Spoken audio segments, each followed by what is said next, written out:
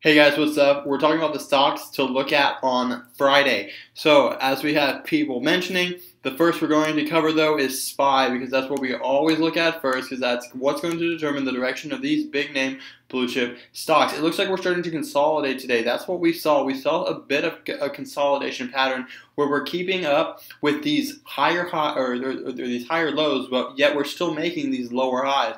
Therefore, we're consolidating into this wedge here between these two prices. Now, when we're looking at wedges, we're looking at the previous trend. The previous trend here was down, and we pushed down into this final move here.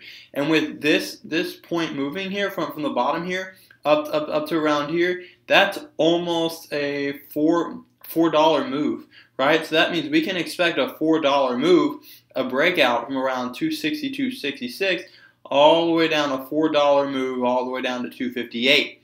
Right, that's what we can expect all the way back down to these lows of 258.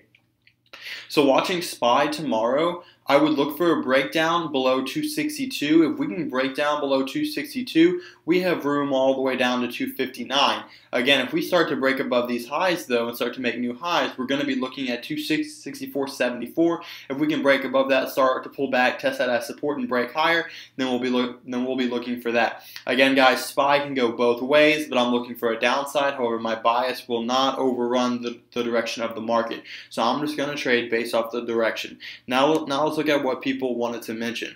Also, for the people watching who's interested in the course, that's going to actually be released Friday night, tomorrow night at 7 Eastern Standard Time or 6 p.m. Central Standard, depending on what you're in. But now let's go into the stock. So the first person mentioned SQQQ. So as we can see here, this is short Q. So let's see. Again, I don't really know what this is, so the first thing I'm going to do is I'm going to come here to the options contracts. Seeing that it only has monthly, I'm not going to look too far into it, thinking that the options volume, I guess, is decently high. Not too bad. I guess I would trade this considering the options volume, but it's looking like it's setting up the same pattern. Again, this looks like it's the opposite of SPY. This must be the VIX, or the volatility index.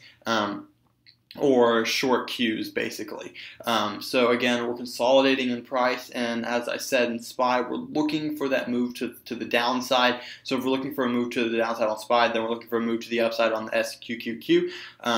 But again, guys, just trade your level. So it looks like we can get below 1370, then we'll have room all the way down to 13. If we can start to break above these highs here, then we can make room all the way back up to the highs of $15. So that's what we're going to be looking at on there.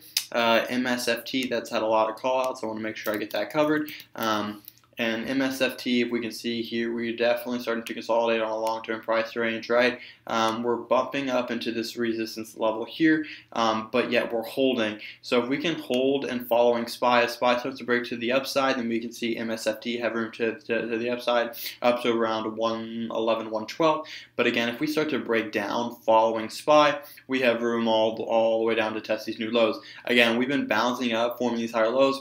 I think we can still have room to the downside of 104 before we start bouncing again. Because as you can see here, we've been pulling up lower. This really hasn't pulled back yet.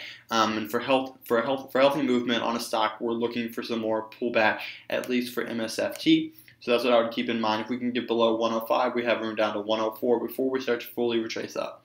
Let's look at what other people have. So SPY, we covered that. BABA and SQ for second day plays. If we look at BABA here for second day plays, also known as a continuation play, is what we'll be looking at on BABA here.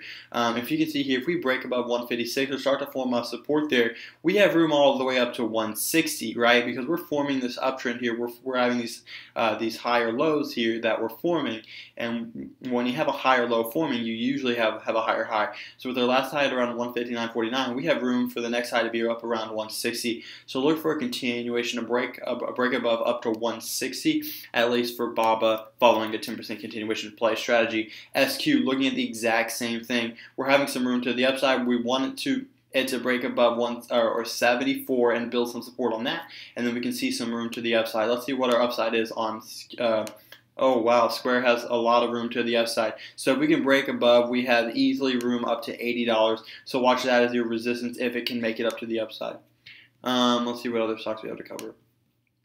We have INTC, which would be Intel. that was mentioned by a lot of people. It looks like our next high would be around $50.50, but we also have a gap fill. We're looking at around 51, so I definitely have to keep that in watch as well. Let's bring to 15-minute. Oh dang, earnings. So that's what we're looking at on INTC. So if you can see here, we definitely had that push down in earnings, $46.